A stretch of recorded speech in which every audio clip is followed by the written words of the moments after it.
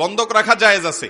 আপনি কারোর কাছ থেকে টাকা লোন নিয়ে তাকে আপনার জমিটা দিলেন, যে ভাই টাকা যে নিলাম এটা যে তোমাকে আমি দেবো, গ্যারান্টি কি? গ্যারান্টি হলো জমিটা তোমার কাছে থাকুক, আমি মেরে খাবো না, এটা তোমার কাছে আমার গ্যারান্টি হিসেবে থাকুক। বন্ধকটা হলো গ্যারান্টির জন্য। কিন্তু আমাদের সমাজে যেটা হয়, শতকরা প্রায় 100%-এর মতো, 99%-এরও বেশি মানুষ জমি বন্ধক রেখে সেই জমি ভোগ করে। এটা সুস্পষ্টভাবে নাজায়েজ কাজ। অনেক উলামা ইকরাম এটাকে একটা হারাম বলেছেন, অনেকে মাকরুহ তাহরিমি বলেছেন, কিন্তু এটা নাজায়েজ এবং গুনাহের বিষয়, এ ব্যাপারে কারো কোনো সন্দেহ নাই। কারণ কুল্লু কারদিন জাররা নাফআন ফাহুয়া রিবা, যেই লোনের বিনিময়ে কোনো বেনিফিট নেন আপনি, সেটা সুদ হিসাবে গণ্য হয়, রিবা হিসাবে গণ্য হয়। এই জন্য অনেক উলামা ইকরাম এটাকে রিবা বলেছেন, সুদ বলেছেন। অর্থাৎ আমার জমিটা আপনাকে দিলাম, আপনি আমাকে 5 লাখ 10 লাখ টাকা দিলেন, আমার বিপদ হয়েছে, সেজন্য সেই টাকাটার আমি কাজ সারলাম, যতদিন আপনার টাকা আমি শোধ না করব, বিনিময়ে যিনি টাকা দিয়েছেন তিনি ওই বেচারা যিনি লোন নিয়েছেন তার জমি ভোগ করবেন। তাহলে আপনি লোন দিয়েছেন, বিনিময়ে যে উপকার ভোগ করছেন, ফায়দা হাসিল করছেন, এটা গুনাহ হবে। এখন কথা হলো, আপনি বলবেন হুজুর তাহলে কে দিবে? কারো কি মাথা খারাপ আছে? এভাবে কেউ কাউকে দেয়? টাকা দিয়ে দিব 5 লাখ, জমিটা আমার কাছে থাকবে শুধু আমানত হিসাবে, কিন্তু তার জমি সেই ভোগ করবে, এটা কি কেউ দেয় নাকি? হাওলাত দিলাম, আবার কোনো লাভ হবে না আমার টাকাটা, তাহলে লাভটা কি? মনে রাখবেন, কর্জে হাসানা, মানুষকে হাওলাত দেওয়া, এটা এত বড় ইবাদত, এত বড় সওয়াব, কোন কোন ক্ষেত্রে মানুষকে দান করার চাইতেও বেশি সওয়াব হয় কর্জে হাসানা। কিন্তু আমাদের সমাজে আজকাল কর্জে হাসানা আছে, লোন দেওয়ার সিস্টেম আছে। এই না থাকার একটা কারণ হলো, যারা লোন নেয় তারা একবার নিতে পারলে আর ওই লোকের চেহারাটাও সে দেখতে রাজি।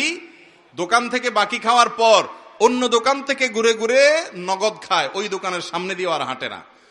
এই চরিত্রের কারণে যারা লোন দিতে আগ্রহী তারা লোন দিতে চাইলেও দিতে পারে না।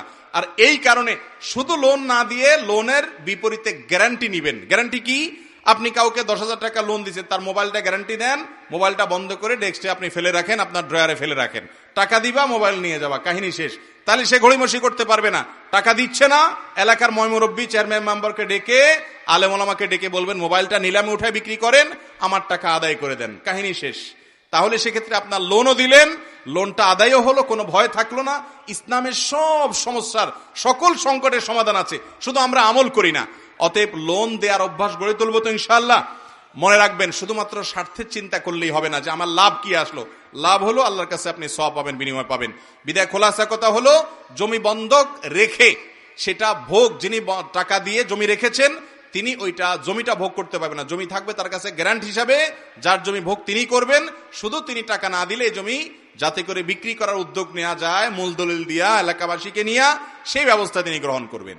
তবে এখানে বিপরীত রাস্তা, বিকল্প একটা রাস্তা আছে। সেটা হলো, যদি দেখেন আপনি বিপদগ্রস্ত, আপনার 5 লাখ টাকা দরকার, কিন্তু জমি আপনাকে কেউ, এই টাকা আপনাকে কেউ দিবে না জমি ভোগ করা ছাড়া, যদি এরকম হয়, তাহলে আপনি এই চুক্তিটাকে একটু ঘুরায় নেন, চেঞ্জ করে নেন, ফরম্যাটটাকে চেঞ্জ করলে জায়েজ হবে। কিভাবে সেটা আমি বলি। যারা কট নেন, ফরম্যাটটা হবে এরকম, ধরুন কথার কথা, ওনার জমি আমার টাকা, আমি ওনাকে 5 লাখ টাকা দিলাম, উনি আমাকে জমি দিল। আমরা বলবো এটা কট না, এটা বন্ধক না, এটা নিচ্ছি আপনার কাছ থেকে আমি ভাড়া হিসাবে। আপনার 10 কাঠা জায়গা আছে, 1 বিঘা জায়গা আছে, 5 লাখ টাকা আমি আপনাকে এখন অগ্রিম দেব, এই জমিটা আমি ভাড়ায় নেব। প্রতি মাসে এই 1 বিঘা জায়গার ভাড়া আমি 100 টাকা দেব। দুই পক্ষ রাজি হয়ে 2 টাকাও ধরতে পারে, এটা তাদের ব্যাপার। 100 টাকা, 200 টাকা বা 50 টাকা ভাড়া থাকলো প্রতি মাসে, বছরে 1200 টাকা ভাড়া থাকলো। 5 লাখ টাকা যে দিলাম, এটা হলো ভাড়ার অগ্রিম। তাহলে এটা হলো জমি ইজারা। ইজারা মানে ভাড়া দেওয়া। ভাড়া দিয়ে টাকা নেওয়া জায়েজ আছে, যে আমি আপনাকে ভাড়া দিলাম, এবার আমার জমি আপনি চাষ করে খান বা যা মনে চায় করেন, জমি ভাড়া দিয়ে দিছি। ভাড়া দিলে যিনি ভাড়া নিচ্ছে তিনি যা ইচ্ছে তা করতে পারবে। অতএব ভাড়া নিয়ে উনি ভোগ করবে, আর টাকা যিনি দিচ্ছেন ওনার ওই টাকাটা থেকে যেই কয়দিন উনি টাকাটা পরিশোধ না করবে, ততদিন পর্যন্ত ভাড়াটা কাটতে থাকবে, লামসাম ভাড়া থাকবে, যাতে কোনো অসুবিধা না হয়। 5 বছর পরে উনি পরিশোধ করছেন, তাহলে মাসে 100 টাকা করে ধরলে বছরে 1200 হয়, 5 বছরে 5 12 60 হয়। ওই 5 লাখ থেকে 6,000 টাকা বাদ যায়, বাকি টাকা পরিশোধ উনি করে দিবে। তাহলে উভয়ের জন্য হালাল হবে। সিস্টেমটা বুঝতে পারছেন?